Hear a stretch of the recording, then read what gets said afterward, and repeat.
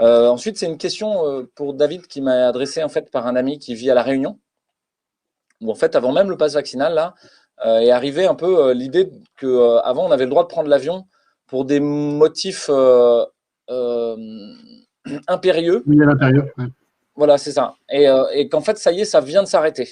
Et alors là, les Réunionnais, et puis je pense tous les gens qui sont ultramarins et qui ont de la famille en France métropolitaine, je pense que pour eux, c'est vraiment très douloureux, quoi. C'est-à-dire vraiment, là, c'est un chantage intenable sur leur famille, en fait. Et donc, est-ce que tu as des billes juridiques pour ça? Ou est-ce qu'on est encore une fois face au droit privé, c'est encore autre chose, quoi? Moi, mon Alors, idée, c'est de faire des compagnies d'aviation, quoi. Ou des bateaux. Mais voilà. en fait, il faut voir sur quelle base juridique ça s'appuie. Ce qu'on sait, c'est qu'effectivement, au mois de mars 2021, le Conseil d'État a rendu une décision en matière de référé-liberté en disant que lorsqu'on veut rejoindre son domicile, on n'a jamais besoin d'invoquer un motif familial impérieux. Voilà. C'est ça que dit le Conseil d'État. C'est pour ça que je disais, en fait, il existe dans notre droit une multitude de lois et de décrets qui sont illégaux. D'accord? Le problème, c'est qu'elles restent dans ce qu'on appelle l'ordonnancement juridique, hein, la fameuse pyramide, parce qu'en fait, on ne les attaque pas. Donc, potentiellement, on a des règles de droit qui s'imposent à nous aujourd'hui, mais qui, en réalité, seront découvertes à l'aube d'un procès comme étant illégales. L'exemple parfait, c'est ce qu'on appelle la mise en bien immédiate. C'est-à-dire qu'au mois de mars, si vous décédiez à l'hôpital, on vous mettait dans une bâche en plastique, on déposait votre corps dans un cercueil, on fermait hermétiquement, et hop, on proposait à vos proches pour vous dire au revoir. Voilà. C'est ça ce qu'on appelle la mise en bien immédiate. C'est un peu brutal, hein, je ne vais pas vous mentir. Donc, on a attaqué cette décision avec mon cabinet au mois de mars. On a obtenu l'annulation au mois de décembre 2020. Donc, pendant 8 mois, ça s'est appliqué en France. Mais depuis le mois de janvier, il n'y a plus de mise en bien immédiate. Donc, ça veut dire qu'on peut changer l'état du droit.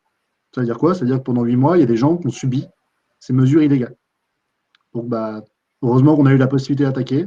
Heureusement qu'on a eu des clients qui se sont dit, ouais, non, c'est pas juste ce qui se passe, on va faire des recours. Voilà, on peut changer l'état du droit. C'est le petit grain de sable qui permet de faire changer les choses. Donc, on a la possibilité de le faire.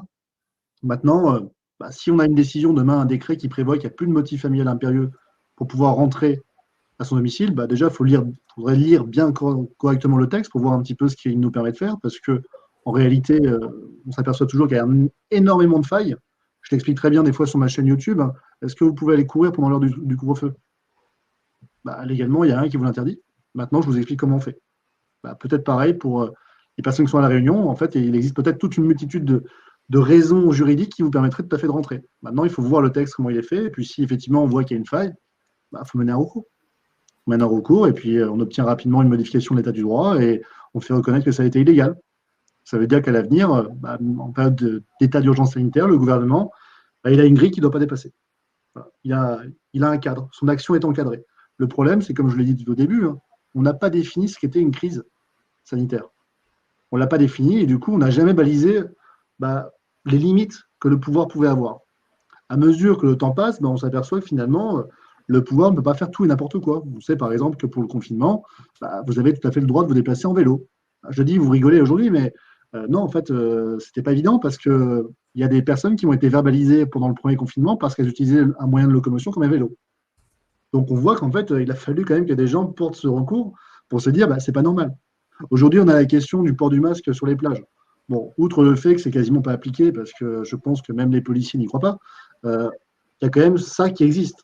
Peut-être que demain, on fera reconnaître que les arrêtés préfectoraux qui ont imposé le port du masque en extérieur sont illégaux. Tant mieux, parce que dorénavant, on saura qu'en période de crise sanitaire, il faudra toujours faire la démonstration que la mesure qu'on prend, elle est utile. Alors, si au mois de mars, on peut accepter des choses parce qu'on ne sait pas on ne connaît pas le virus, on ne sait pas comment ça fonctionne, un an plus tard, on ne peut pas se retrancher derrière cette excuse de dire on ne sait pas. Non, à un moment donné, vous devez savoir. Faites une étude d'impact, lisez un petit peu les études scientifiques là-dessus, et puis démontrez-nous que c'est utile. Parce que de crise sanitaire, il n'y a pas de démonstration qui est faite que le port du masque en extérieur a permis d'améliorer la situation. Et je ne parle même pas du port du masque à l'école, où là, on a véritablement une absence totale d'études d'impact, alors qu'on a quand même la vie d'enfants extrêmement jeunes qui est en jeu, avec des risques de déscolarisation, des risques de traumatisme. Tu disais très bien, Louis, lors d'une présente émission, les problèmes, c'est le monde des adultes. Laissons les enfants tranquilles. Et donc, à un moment donné, revenons à quelque chose qui est plus en concordance avec la réalité. Qu'est-ce qu'on observe autour de nous? Bah, voilà, c'est ça. Revenons un petit peu au réel. Aujourd'hui, il y a un décalage entre ce que le droit nous autorise de faire et ce que concrètement on peut faire. Donc revenons dans la réalité. Ouais. Il y a même un moment, en fait, excusez-moi, Thierry, tu voulais peut-être parler. Juste, je voulais dire que il y a un moment où ça devient tellement absurde quand l'état de droit bascule dans du totalitarisme que, comme je vous l'ai dit, d'une part, il y a de l'imposture qui s'installe, c'est-à-dire tous les gens trichent. Et puis, il y a autre chose, c'est que d'un coup s'installe la notion de bakshish, c'est-à-dire l'idée qu'on va graisser la patte, en fait, de celui qui est en charge de faire opérer. Ah, ça c'est intéressant comme voie de résistance. Et si nous nous mettions à la place de ceux qui sont en charge de faire respecter ça? Vous savez, c'est ce que font toujours les bandits, quoi. Ils commencent par se rendre respectables. C'est ce que font toujours les gens qui veulent prendre un système dans leurs mains. Ils commencent par... À Marseille, c'est très connu, par exemple, les anciens du clan de Mémé Guérini, donc la mafia de Gaston Defferre dans les années 70, de la French Connection. En fait, leurs enfants, ils sont devenus politiques, ils sont devenus médecins, ils sont devenus chirurgiens, ils sont devenus avocats. Mais c'est toujours les enfants des mafieux, qui ont toujours des apparts à Gstaad, un truc à New York, un gros bateau de 18 mètres avec un équipage sur le vieux port. C'est le même, en fait. Et donc, mais ils sont institutionnalisés. Ok, ça c'est intéressant. Et si c'était presque une voie professionnelle de dire, moi je vais faire une entreprise de surveillance du pass vaccinal. Et vous allez voir, on va mettre des agents en charge de surveiller que le pass vaccinal, il est comme il faut. Et puis on va toucher de l'argent public même. Vous ferez bien ce que vous voulez. Donc, bah, je vous donne des idées. Après, il faut les énergétiser, mais il y a plein de projets concrets qui sont très, très stimulants, très joyeux même, en fait. Parce que c'est c'est ma petite sœur, Héloïse. Bon, allez, on se lance dans le bise. Voilà. Dans le bise de la Alors, psychologie. j'essaie toujours de me dire le problème est la solution, quoi. À la fin, on vous met des caméras partout, et si vous faisiez une société de télésurveillance, et que juste vous mettez rien au bout des caméras, mais vous dites aux gens, ouais, aux gens qui vous payent, ouais, on surveille, on surveille. Mais ça va, non, ça va.